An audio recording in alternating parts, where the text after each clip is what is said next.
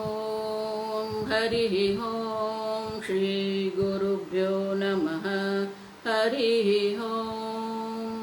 ॐ शन्नो मित्रशं वरुणः शन्नो भवत्वर्यमा शन्न इन्द्रो बृहस्पतिः शन्नो विष्णुरुक्रमः।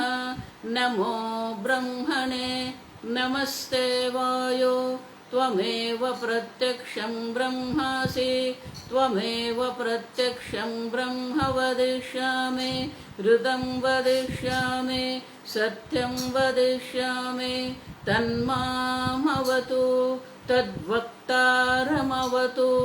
अवतु माम् अवतु वक्तारम्। ॐ शान्ति शान्ति शान्तिः। ॐ भद्रं कर्णेभिः शृणुयाम देवाः भद्रं पश्येमाक्षभिर्यजत्राः स्थिरैरङ्गैः स्तुष्टुवागुंसस्तनूभिः व्यशेम देवहितं यदायुः। स्वस्ति न इन्द्रो वृद्धश्रवाः स्वस्ति नः पूषा विश्ववेदाः स्वस्ति नस्तार्क्ष्यो अरिष्टनेमिः स्वस्ति नो बृहस्पतिर्दधातु।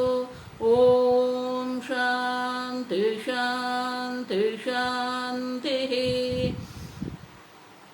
ॐ सहना भवतु सहनौ भुनक्तु सह वीर्यङ्करवावहै तेजस्विनावधीतमस्तु मा विद्विषावहै। ॐ शान्ति शान्ति शान्तिः। सदाशिवसमारम्भां शङ्कराचार्यमध्यमाम् अस्मदाचार्यपर्यन्तां वन्दे गुरुपरम्परां। श्रुतिस्मृतिपुराणानाम् आलयं करुणालयं नमामि भगवत्पादं शङ्करं लोकशङ्करं शङ्करं शङ्कराचार्यं केशवं बादरायणं सूत्रभाष्यकृतौ वन्दे भगवन्तौ पुनः पुनः। ईश्वरो गुरुरात्मेति मूर्तिभेदविभागिने व्योमवद्व्याप्तदेहाय दक्षिणामूर्तये नमः। निधये सर्वविद्यानां विशदे भवरोगिणां गुरवे सर्वलोकानां दक्षिणामूर्तये नमः।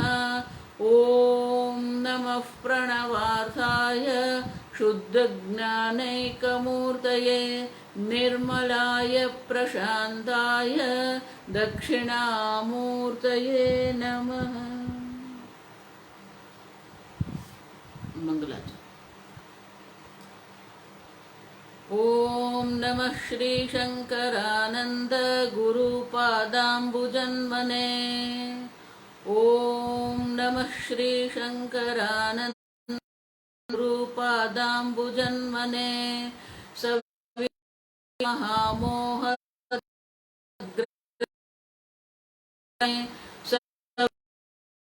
मोहग्राहग्रासैककर्मणे।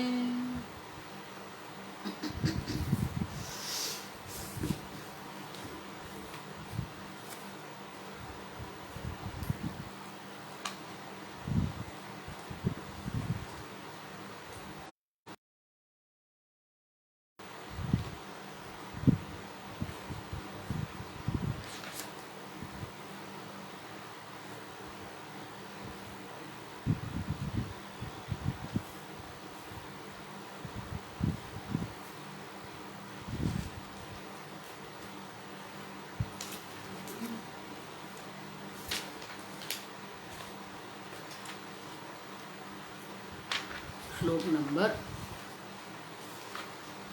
55। ध्यातृध्याने परित्यज्य क्रमाध्येयैकगोचरं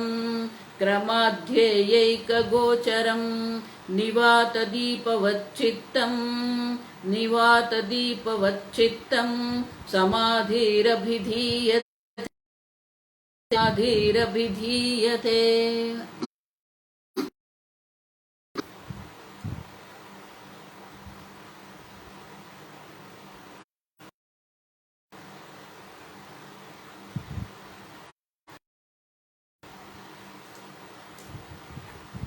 विद्यार्थी,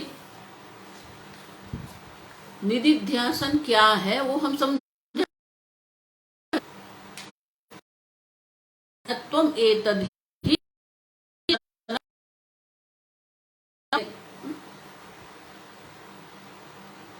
ध्येय में हमारी वृत्ति एक तानता एकाग्र हो गई है, उसे निदिध्यासन कहते हैं। वही जो हमारी अवस्था है, चित्त की वृत्ति ध्येय की ओर प्रवाहित हो रही है।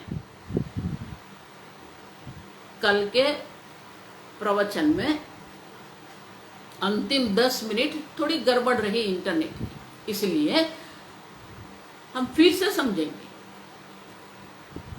तो जब ये निदिध्यासन की जो अवस्था है, जहां वृत्ति ध्येय के ओर प्रवाहित हो रही है, अब जब वो प्रवाहित हो रही है, एक तानता है, लेकिन वहां ध्याता भी है, ध्यान की क्रिया भी है और ध्येय भी है।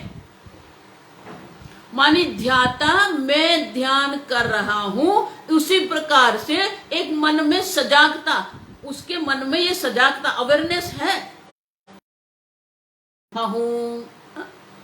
अब देखो, तो ध्यान की ध्याता मानी मैं ध्यान कर रहा हूं, वो भी उनके मन में है, आप समझो।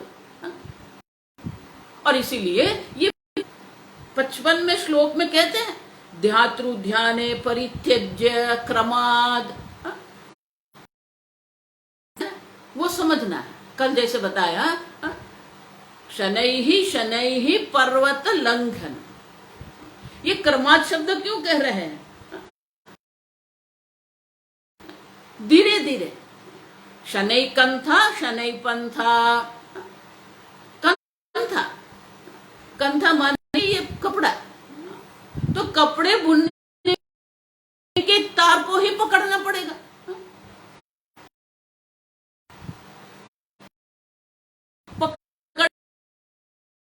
पकड़ के ही हम, लेकिन वो तंतु हम जल्दी लगाते हैं, वो मशीन से भी हम कर सकते हैं, लेकिन करना तो एक तंतु से। लंघन, तो एक एक कदम ही, एक एक सोपान पर आप जाएंगे। शनै कंथा शनै पंथा। पंथ, पंथ माने आप चल रहे हैं, पर चलने के लिए भी एक समय पर एक ही कदम आपको बढ़ाना है। समझो, तो ये क्रम क्यों है? क्रम आवश्यक है। यहां कोई क्रम नहीं, अक्रम नहीं, आप समझना। क्रमात आप समझो। कल हम देखते थे 6ठे अध्याय में भगवान वही कहते, शनैहि शनैहि उपरमेत बुद्ध्या द्रुति गृहीतया। दिल को ये सब जो विषय में जा रहा है, उपरमेत, वहां से उनको वापस रहेगा। हूं मैं ध्यान कर रहा हूं, इस प्रकार की सभानता हमारे मन में रहती है। दो प्रकार की सभानता, ध्यान करने वाला हूं और मैं ध्यान कर रहा हूं। और इसलिए श्लोक में कहते हैं ध्यातृ ध्याने परित्यज्य, ध्याता और ध्यान क्रिया दोनों को क्रम पूर्वक त्याग करना। लेकिन ये क्रम पूर्वक माने क्या है? संकल्प प्रभवान कामान सर्वान अशेषतः परित्यज्य। ये जो संकल्प है मन में, मैं ध्यान करता हूं, ये संकल्प भी छूटना चाहिए। कोई जल्दी नहीं। हम पंथा शनै कंथा शनै पर्वत लंघनम शनै विद्या। अगर विद्या भी प्राप्त, वो भी धीरे धीरे। आपको गणित सीखना है, आपको भाषा सीखना है, जो भी आप सीख रहे हैं,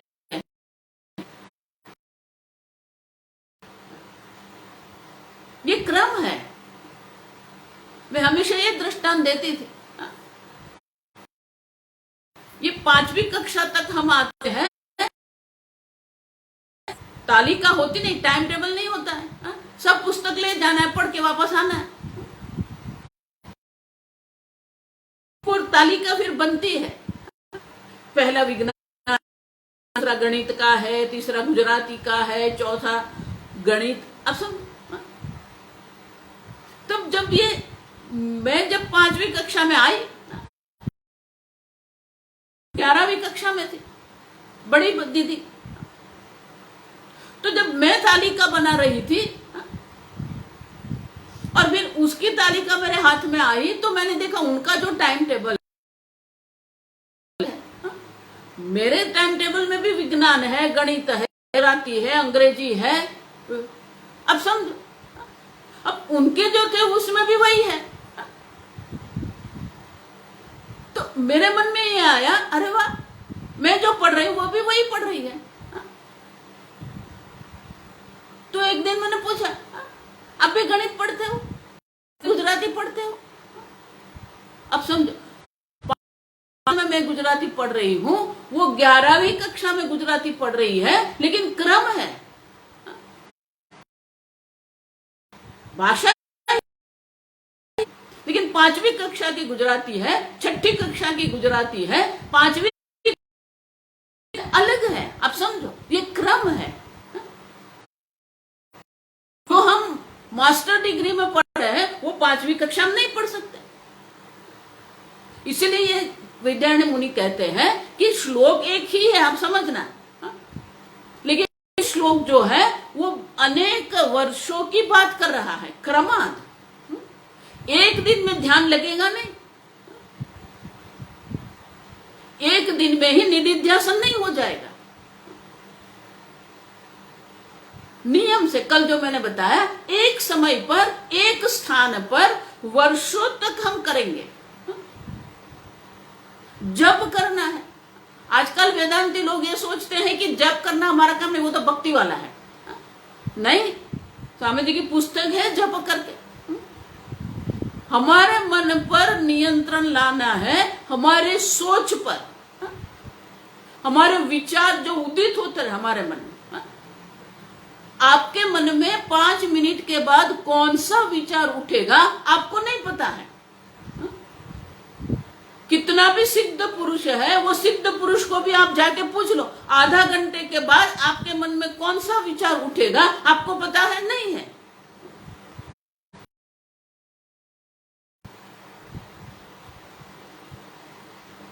आपके मन में किस समय पर किस प्रकार का विचार उठेगा, उन पर आपका कोई नियंत्रण नहीं है। और वो नियंत्रण लाने के लिए ये जप है। भगवान का अनुग्रह तो प्राप्त होता ही है, पुण्य कर्म है, पुण्य भी प्राप्त होगा। अब समझो, जप के द्वारा 2 चीज हो सकती है, एक ईश्वर का अनुग्रह प्राप्त होता है, दूसरा पुण्य कर्म है। लेकिन हम पुण्य कर्म की बात नहीं कर रहे हैं। क्यों? क्योंकि पुण्य कर्म जो है इस जन्म के बाद कब, कहां, कैसे मिलेगा, उनका कोई निर्णय हमारे पास नहीं है। लेकिन ईश्वर का अनुग्रह हम प्राप्त कर सकते हैं। निष्काम भाव से जब हम जप करते हैं तो हमारे मन पर, हमारे विचार पर हमारा अपना नियंत्रण आता है। क्यों? क्योंकि ओम नमः शिवाय ये विचार है। तो वो मंत्र जो है वो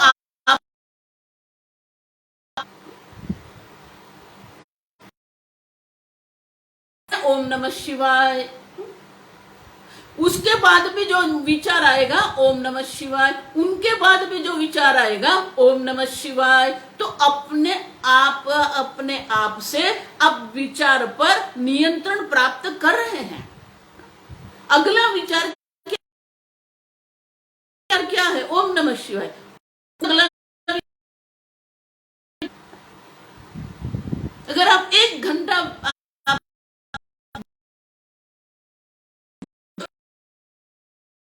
का जो विचार है वो ओम नमः शिवाय था। इसीलिए वेदांत पढ़ते हैं हम।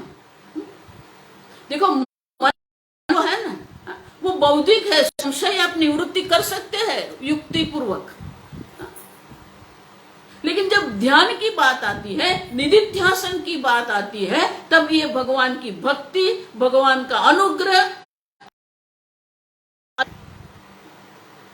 बार बार ये बात करती हूं कि भक्ति ईश्वर नहीं हो,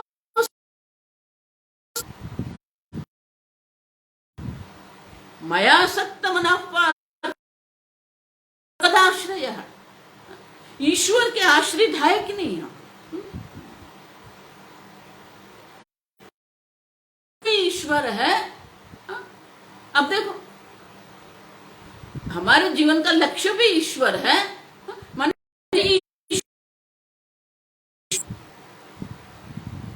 लेकिन वो ध्येय प्राप्त करने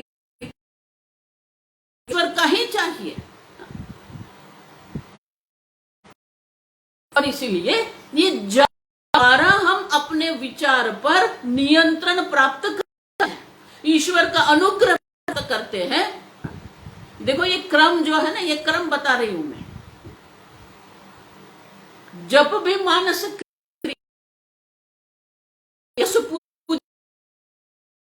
ध्यान, निधिध्यासन भी मानस क्रिया है, लेकिन ये क्रम है।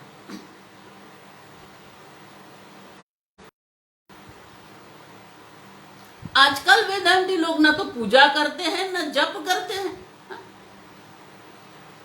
ये वाणी विलास में पड़े हुए हैं। मानते हैं मैं तो अद्वैती हूं, सब समझो।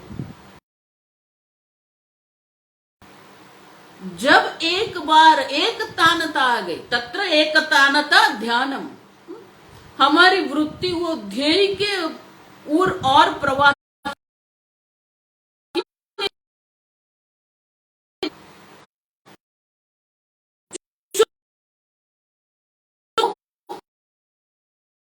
रही है,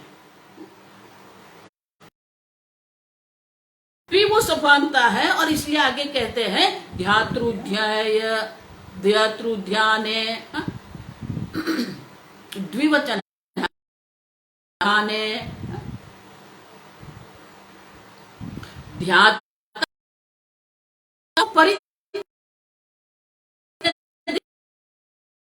त्याग नहीं कर सकते, आप समझना। ये आपको छोड़ना नहीं, वो छूट जाता है। क्योंकि आप जो छोड़ रहे हैं वो छोड़ने की भी जो इच्छा है वो आपके मन में रहेगी, मैं छोड़ रहा हूं।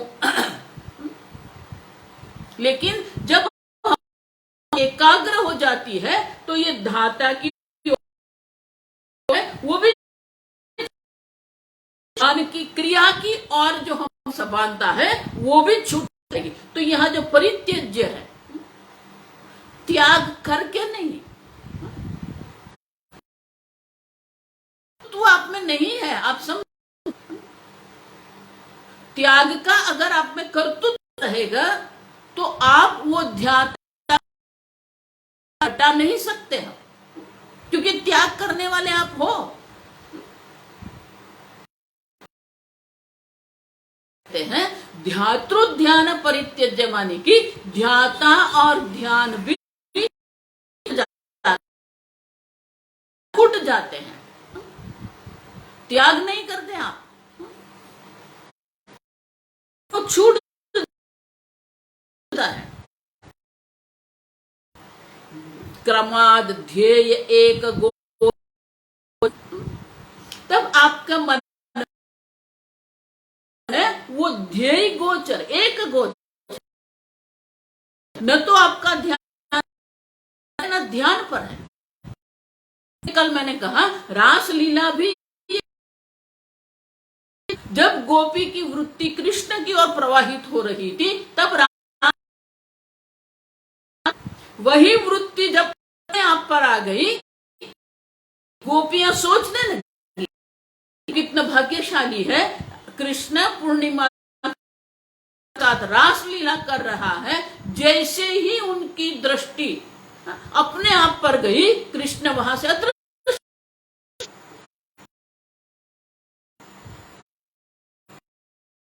इसलिए कहते हैं ध्येय एक गोचर, ध्येय मानी कि वो ध्येय जो आत्मा तत्व है, वो चैतन्य स्वरूप आत्मा है, उसी में हमारा मन लीन हो गया है। निवात दीपवत चित्तम, और इसलिए ये विद्यारण्य मुनि गीता में है, यथा दीपो निवात नेंगते, जैसे वो दिया की जो ज्योत होती है, जहां लेकिन पवन नहीं है, वायु का प्रवाह नहीं है, तो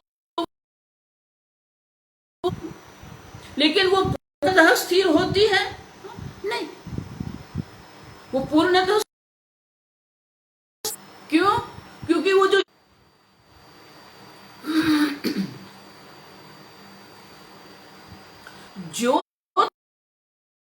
स्थिर नहीं है, क्योंकि जो ईंधन है अंदर जा रहा है, वहां जो बात है, वो जो धागा है, वो धागा में तेल अंदर जा रहा है, तेल का प्रवाह है, वही तेल प्रज्वलित नया नया उसमें आ रहा है,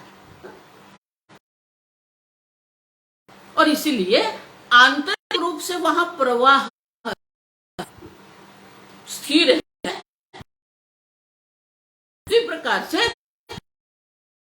हमारा मन शांत है, कोई संकल्प नहीं है, लेकिन वो वृत्ति का प्रवाह वहां पर है, और इसलिए कहते हैं कि ये जो मन है वह ध्येय एक गोचर निवात दीपवत, वो दीप के समान स्थिर है, लेकिन वृत्ति का प्रवाह हो रहा है। इसीलिए योग जब हम कहते हैं तो वहां वृत्ति को हम बंद नहीं कर,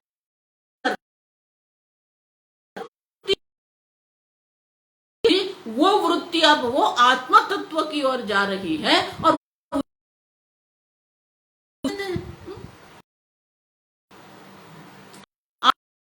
न किंचिदपि चिंतयेत्,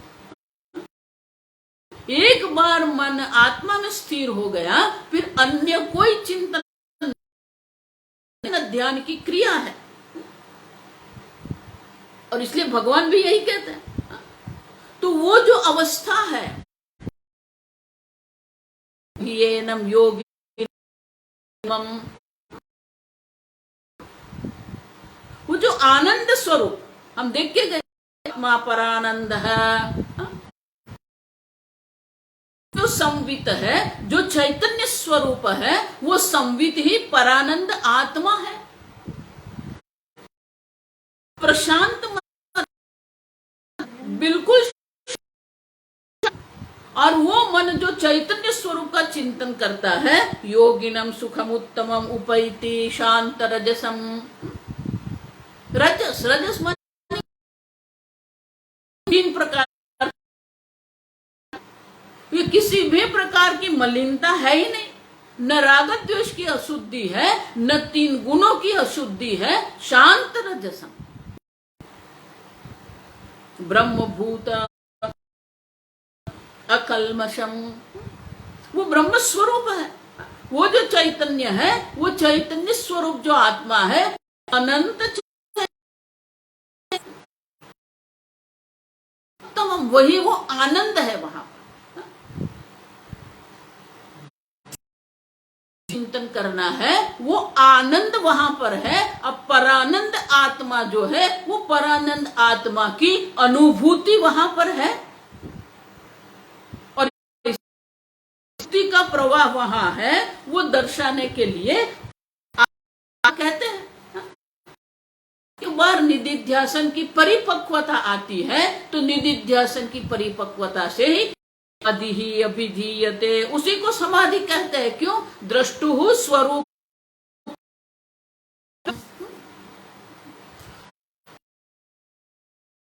जो स्वरूप चैतन्य स्वरूप आत्मा है, उसी में हमारा मन लीन हो गया है, और उसी माने निधिध्यासन की परिपक्व अवस्था है, नहीं रही है, जहां कोई प्रयत्न नहीं है, जहां कोई संकल्प नहीं है। आप समझो, न संकल्प है, को हम फिर समाधि कहते हैं। निधिध्यासन में प्रयत्न है, निधिध्यासन में हमारी जब समाधि होती है तो न ध्याता है न कहते हैं कि उसी को हम समाधि चित्तम समाधि ही अभिधीयते। क्यों समाधि? सम्यक आधीयते अस्मिनिति समाधि ही, जिसमें हमारा मन अच्छी तरह पूर्णतः समाहित तो हो गया है, उसी को समाधि कहते हैं। इसलिए कहते हैं ये, लेकिन जो लोगों में एक प्रकार से असमझ है, लोग मानते हैं कि अटक, श्लोक में समझाते हैं कि समाधि अवस्था में भी वो वृत्ति का प्रवाह है, जैसे वो ज्योत में तेल का प्रवाह रहता है, वृत्ति का प्रवाह है। और श्लोक में दर्शाता, श्लोक हम बोलेंगे,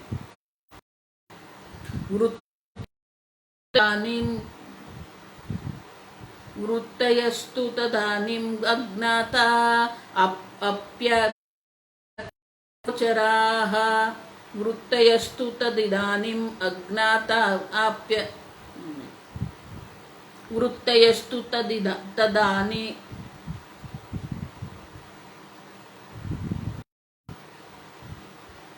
वृत्तयस्तु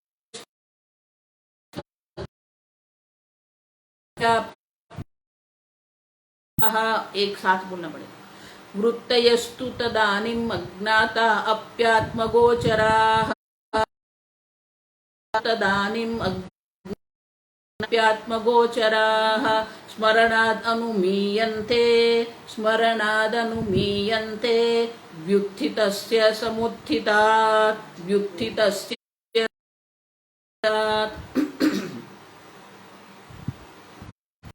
सुंदर है। वृत्तयः तु तदानीं अज्ञाता, उस समय वो जो समाधि अवस्था है, उस समय है कि वृत्ति नहीं आता है, वो वृत्ति वहां है, वो हमें जानने में नहीं आता है, ऐसा लग रहा है वहां वृत्ति है ही नहीं। और इसलिए कहते हैं कि वृत्तयस्तु तदानीं, तदानीं माने देखो, योग की भाषा में हमारे मन की अनेक प्रकार की अवस्था है। एक समाधि अवस्था है, दूसरी व्युत्थान अवस्था। व्युत्थान मानी जब हम समाधि करते हैं, उसको व्युत्थान अवस्था कहते हैं। तो कहते हैं तदानीं, तदानीं जो समाधि अवस्था होती है, समाधि अवस्था में ऐसा लगता है कि वृत्ति वहां नहीं है।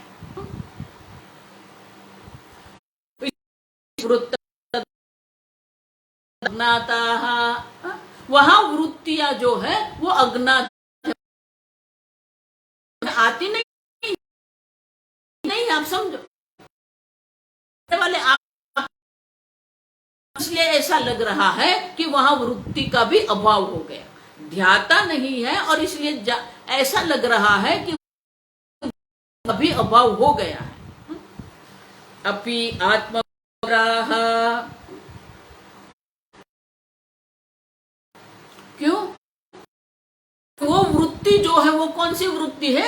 आत्म वृत्ति है, क्योंकि वो आत्मा जान रही है, वो आत्मा की ओर प्रवाहित हो रही है। तो आत्मा और जो प्रवाहित हो रही आत्मगोचर, आत्मा की ओर जो प्रवाहित हो रही वृत्ति है, वो वृत्ति का प्रवाह नहीं है। तो इसका अर्थ ये हो गया कि क्या वृत्ति, तो इसलिए कहते हैं स्मरणा अनुभव।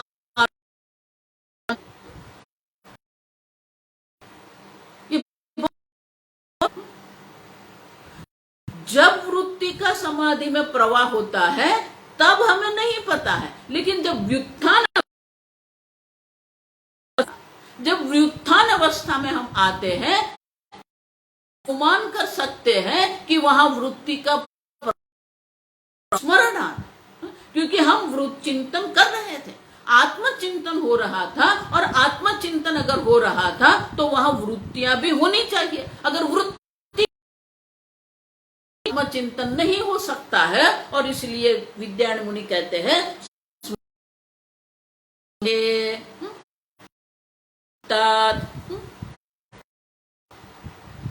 वो स्मरण हमें मैं आत्मचिंतन कर रहा था, इसलिए निद्रा में भी जब हम सो जाते हैं वहां हम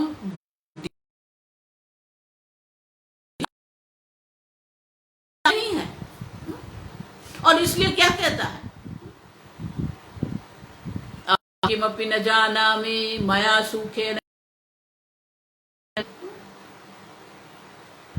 लेकिन ये ज्ञान है, मैं कुछ जानता नहीं हूं और मैं आनंद से सो रहा हूं, मया सुखेन निद्रानुभूयते।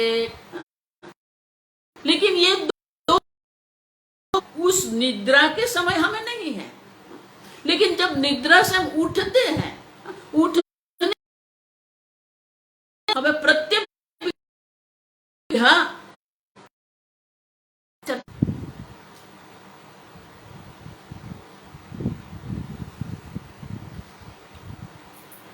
तो आगे की जब हम चर्चा की तब ये बात हुई थी कि निद्रा वो ज्ञान होता है, लेकिन वो ज्ञान प्रकार से समाधि में वृत्ति का प्रवाह चिंतन हो रहा है,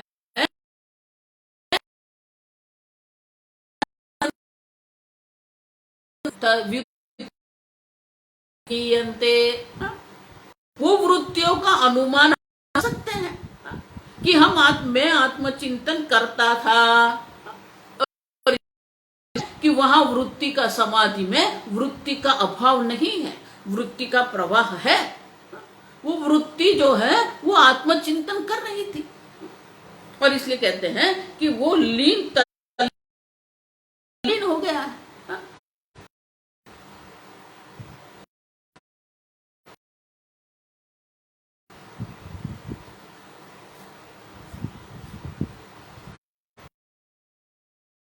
ब्रह्म में लीन, ब्रह्म स्वरूप अनंत चैतन्य स्वरूप आत्मा में हूं, वो चिंतन है कि आप ऐसा मत मानना कि वो चित्त वृत्ति निरोध, वो चित्त की वृत्ति जो है वो समाप्त हो गई। देखो बहुत सारे ध्यान करने वाले हैं, वो यही सोचते हैं कि हमारी वृत्ति कर दे, करने की वो सोच रहे हैं। वृत्ति का अभाव भी वृत्ति ही है, आप समझना ठीक। जो वृत्ति का अभाव है वो वृत्ति है, वो अभावात्मक वृत्ति है, समझो। और इसलिए विद्यारण्य मुनि स्पष्टता हमारे लिए करते हैं कि जब ये इस प्रकार से हमारे मन में, जब हमारा मन वो ब्रह्म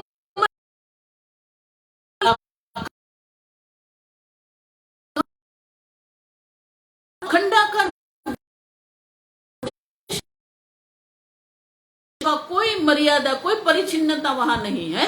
एक ध्येय में हमारा मन आत्मगोचर, हमारा, और इसीलिए वहां है। और इसलिए कहते हैं कि हम अनुमान कर, जागने के बाद, समाधि से उठने के बाद हम ये याद कर सकते हैं, अनुमान कर सकते हैं कि हमारी वृत्ति का प्रवाह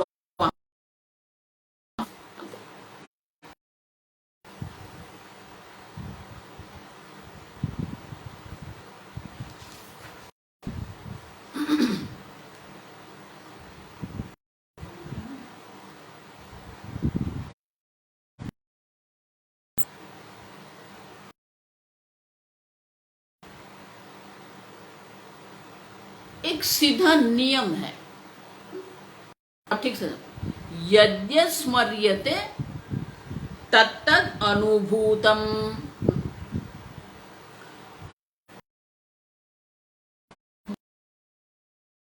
है वो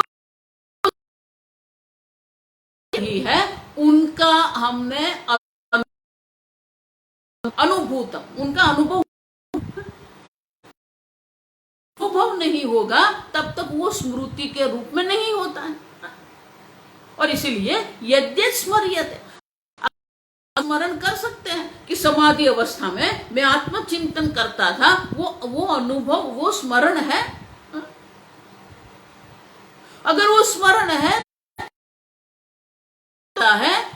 कि अनुभव हुआ है, अनुभव हुआ, वृत्ति का प्रवाह वहां था, और इसलिए कहते हैं स्मरण। आज इंटरनेट का प्रॉब्लम है, पता नहीं कितने लोग मुझे सुन रहे हैं।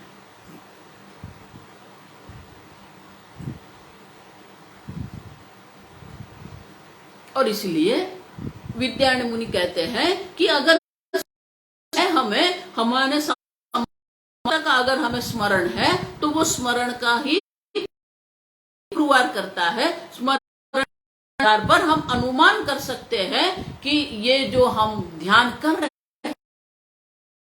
हैं वृत्ति का प्रवाह था। समाधि अवस्था में हम नहीं जानते हैं, लेकिन समाधि से जब व्युत्थान समझ में आता है कि यद्य स्मर्यते, जिसका हम स्मरण करते हैं उनका पहले हमें अनुभव हुआ होगा, और इस वृत्ति का प्रवाह वहां था। अब समझो ठीक से। तो ये जो निदिध्यासन है, निदिध्यासन द्वारा क्या होता है? निदिध्यासन द्वारा ही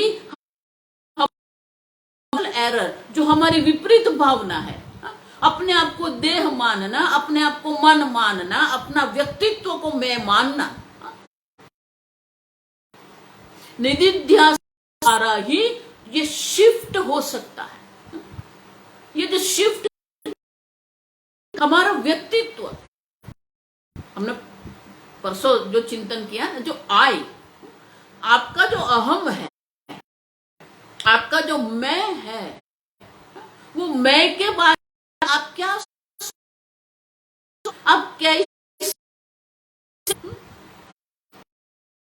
आजकल पर्सनालिटी बहुत बड़ी चीज हो गई है आजकल। कर रहे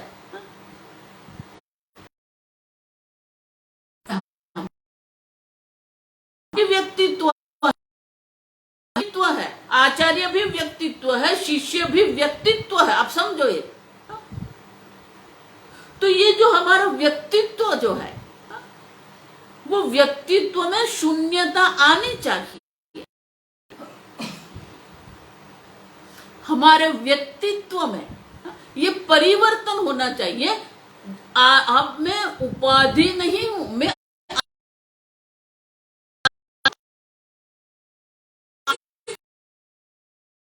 जो कैपिटल आई हम कहते हैं, उसमें ये शिफ्ट लाना पड़ेगा।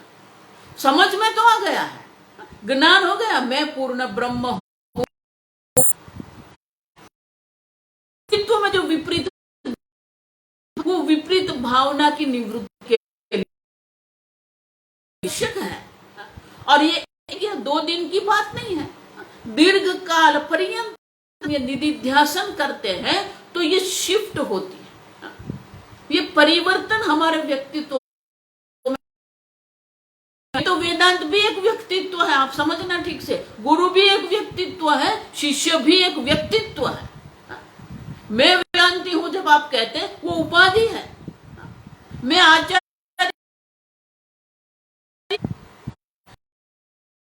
मन हटना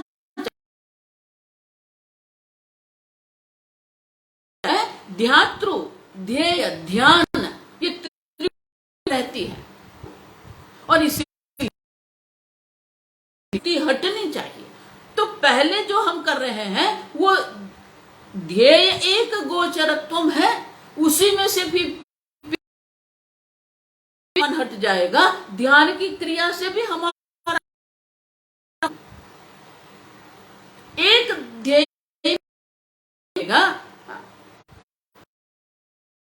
जब हमारा मन एक में एकाग्र हो जाएगा तभी ये शिफ्ट होगा। इसीलिए निधिध्यासन पूरा 6ठा अध्याय हम ध्यान का है, वो ध्यान नहीं, वो निधिध्यासन है। क्योंकि भगवान स्वयं कहते हैं आत्म संस्तंभन कृत्वा, वह आत्मा जो स्वतः सिद्ध स्वप्रकाश चैतन्य स्वरूप जो आत्मा है वो अनंत ब्रह्म स्वरूप है, वो हमारा मन उसी में एकाग्र हो जाता है। और इसलिए निधिध्यासन की बात करते हैं, लेकिन वो एक दिन की बात नहीं। के लिए आज कल जो हमने कहा, ये तीनों हमारे जीवन में, ये बहुत सारे लोग हैं ना, ये वेदांत तप का कोई महत्व नहीं मानते। यज्ञ भी होना चाहिए, दान होनी चाहिए, उसी से हमारा मन शुद्ध हो जाएगा। और मन जितना अपना मन शुद्ध होगा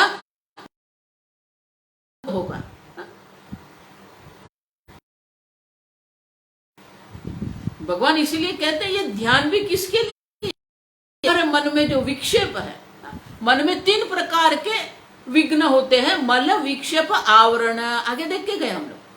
मल मानी राग द्वेष आदि कामादि अशुद्धियां हमारे मन में है, जो हमारे मन को बहिर्मुख कर। विक्षेप है, चंचलता है।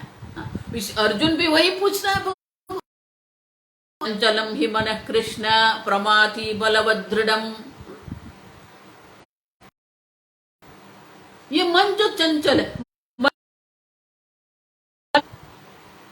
मन अगर आपका शुद्ध है अच्छी बात है, लेकिन शुद्ध मन तो होना चाहिए। इसलिए भगवान कहते हैं प्रशांत मनसम, उनका मन बिल्कुल शांत है, किसी भी प्रकार का विक्षेप मन में नहीं है। बहुत सारे लोग जो उनका मन बिल्कुल साफ होता है, वो सरल होते हैं, लेकिन मन में इतना विक्षेप होता है। अब देखना, बहुत सारे ऐसे लोग हैं जो व्यक्तित्व सरल है, लेकिन मन में विक्षेप भी है। वो लोग क्रोध भी इतना करते हैं, क्यों? इसलिए मल और विक्षेप दोनों की निवृत्ति करनी है। कर्मयोग द्वारा मल की निवृत्ति होती है, उपासना द्वारा भक्ति द्वारा विक्षेप की निवृत्ति होती है। और आवरण माने वो अज्ञान का आवरण है, वो आवरण की भी निवृत्ति होती है। शास्त्र श्रवण द्वारा की जो आवरण, अज्ञान का जो आवरण है, वो आवरण की भी निवृत्ति होती है। और इसलिए महाराज श्री बहुत बढ़िया कहते हैं,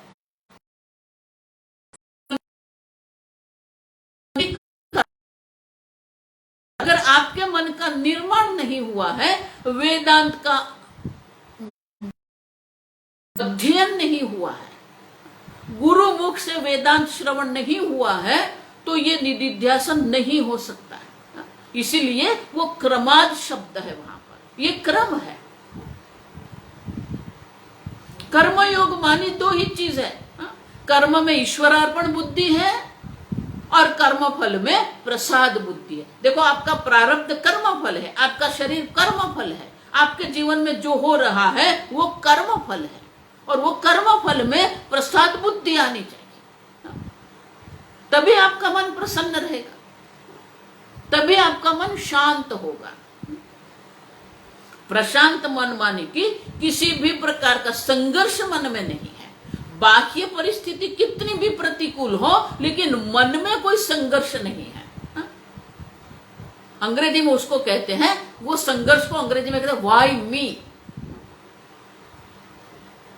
हम हिंदी में कहते हैं मेरे साथ, आपके साथ कोई कुछ नहीं कर रहा है, आपका प्रारब्ध आपका कर्म फल है।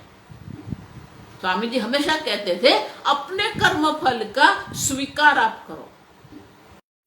पिछले पूर्व जन्म में जन्म कुछ किया होगा, ठीक है, वो भूतकाल है, लेकिन अभी संघर्ष मत करो। उसमें प्रसाद बुद्धि आप लाके आप उनको स्वीकार सकते हो कि नहीं?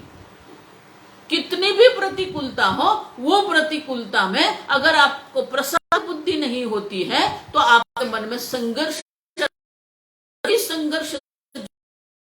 बनता है, और हमारा मन सतत विक्षेप में रहेगा। अब जब मन ही हमारा शांत नहीं है तो ये शांत मन नहीं। इसलिए भगवान देखो, प्रशांत मन संहियेनम योगिनम, मन बिल्कुल शांत है। बाह्य तो कोई विक्षेप नहीं है, लेकिन आंतरिक विक्षेप की हम बात कर रहे हैं। अंदर अनेक प्रकार से 3 प्रकार के विक्षेप होते हैं हमारे मन में। एक होता है संघर्ष, दूसरा होता है हम सतत अस्वीकार,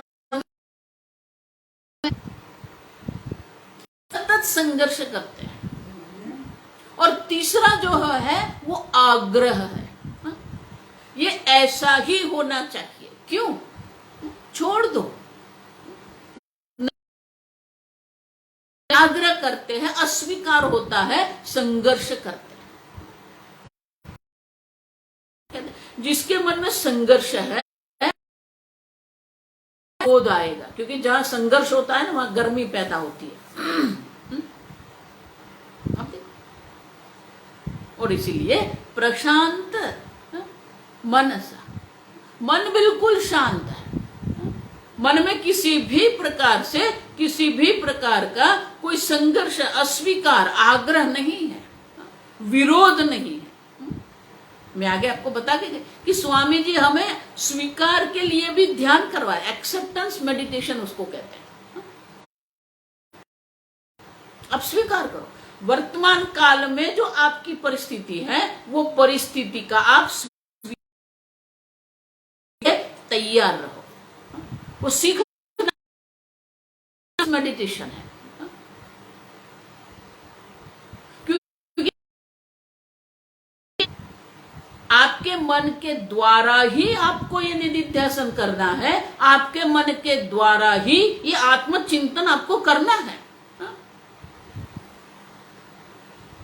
दीर्घ काल पर्यंत ऐसे हम एक समय पर एक स्थान पर आत्मचिंतन करते हैं, तभी ये विपरीत भावना जो हमारे मन में है वो विपरीत भावना की निवृत्ति होती है, और ये विपरीत भावना की जब निवृत्ति हो जाती है तभी ज्ञान निष्ठा होती है। और इसलिए भगवान कहते हैं प्रशांत रजसम हीयेनम योगिनम सुखम उत्तम उपैति। क्यों? शांत रजसम, देखो 2 बार है, शांत रजसम सुखम उपैति। प्रशांत मन शांत है। देखो ये शांत, कल मैंने कहा कि शांत वृत्ति का भी एक आनंद होता है,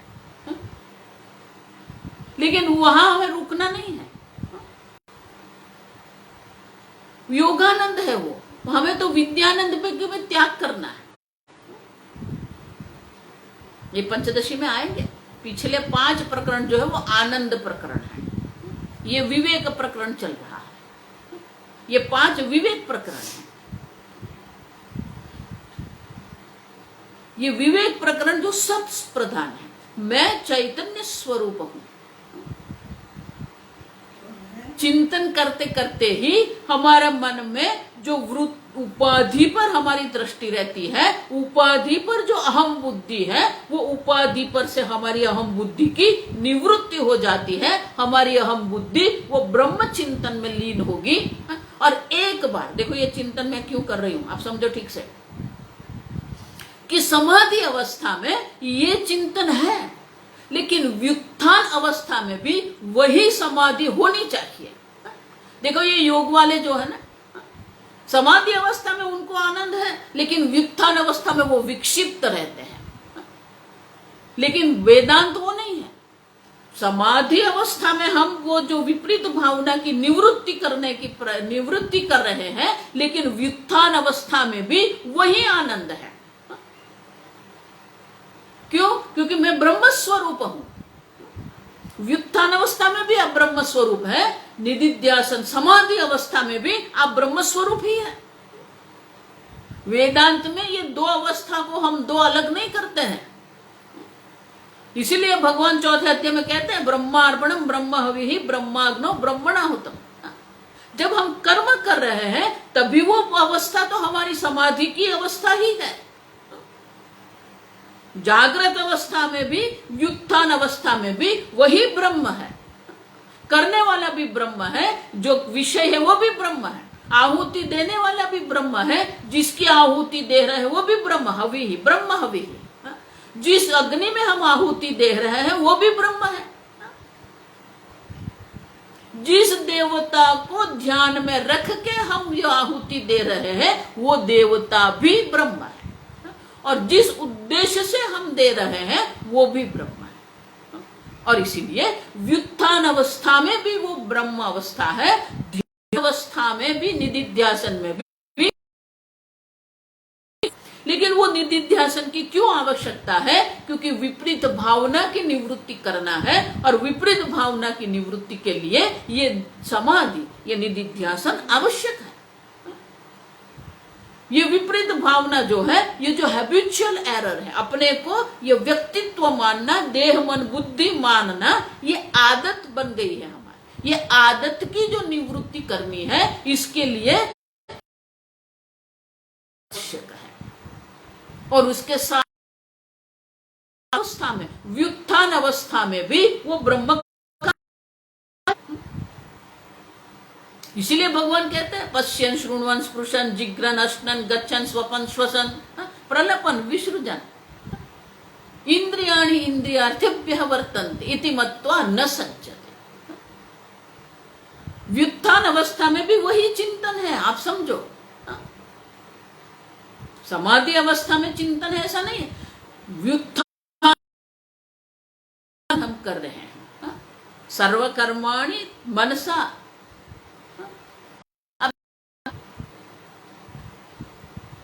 मन से ही करना है। जागृत अवस्था, व्युत्थान अवस्था में भी ये मन से हमें चिंतन करना है, ये उपाधि मैं नहीं। समाधि अवस्था में भी गोचरत्व, मानी कि व्युत्थान अवस्था भी वे ब्रह्म की समाधि है, समाधि अवस्था भी वो ब्रह्म की समाधि। इसलिए भगवान क्या कहते हैं, ब्रह्मार्पणम ब्रह्म हविः ब्रह्मणाहुतम ब्रह्मैव तेन गंतव्यम ब्रह्म कर्म समाधिना। देखो वो समाधि शब्द भी समाधि बन, हर एक कारक जो है, कर्ता है, कर्म है, करण है, जो साधन है,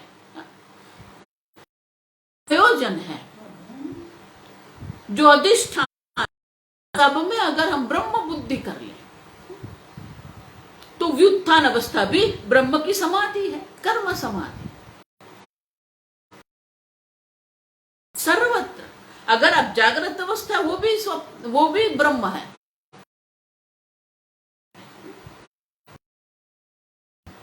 जहां देखूं तहां राम ही राम है, जागत राम ही सोवत, सपनों में देखूं राम ही राम है। आप समझो, मात्र निधिध्यासन की हम चर्चा नहीं कर रहे, आप समझना ठीक से। व्युत्थान अवस्था में भी वही ब्रह्म का चिंतन है, जागृत अवस्था में भी वही ब्रह्म का चिंतन है, और समाधि अवस्था में निधिध्यासन में भी वही ब्रह्म का चिंतन। लेकिन वो निधिध्यासन क्यों आवश्यक है? क्योंकि विपरीत भावना की अगर निवृत्ति करना है, ये जो जन्मों जन्म से हमें अपने आप को उपाधि, मन, बुद्धि, देह मानने की जो आदत हमें बन गई है, वो आदत की निवृत्ति के लिए ये निधिध्यासन भी आवश्यक है। और इसीलिए क्रमात् शब्द भी महत्व का है, और निधिध्यासन भी आवश्यक है, अध्ययन भी आवश्यक है, जागृत अवस्था में भी वही चिंतन हमारा रहना चाहिए। आगे हम कल देखेंगे। ओम स्वस्ति प्रजाभ्यः परिपालयन्तां न्यायेन मार्गेण महिं महिषाः गोब्राह्मणेभ्यः शुभमस्तु नित्यं लोकाः समस्ताः सुखिनो भवन्तु काले वर्षतु पर्जन्यः पृथिवी सस्यशालिनी देशोऽयं क्षोभरहितः ब्राह्मणाः सन्तु निर्भयाः ओम सर्वेषां स्वस्तिर्भवतु सर्वेषां भवतु सर्वेषां पूर्णं भवतु सर्वेषां मङ्गलं भवतु सर्वे भवन्तु सुखिनः सर्वे सन्तु निरामयाः सर्वे मा कश्चित् मा सद्गमय तमसो मा ज्योतिर्गमय मृत्योर्मा अमृतंगमय ओम पूर्णमदः पूर्णमिदं पूर्णात् पूर्णमुदच्यते पूर्णस्य पूर्णमादाय पूर्णमेवावशिष्यते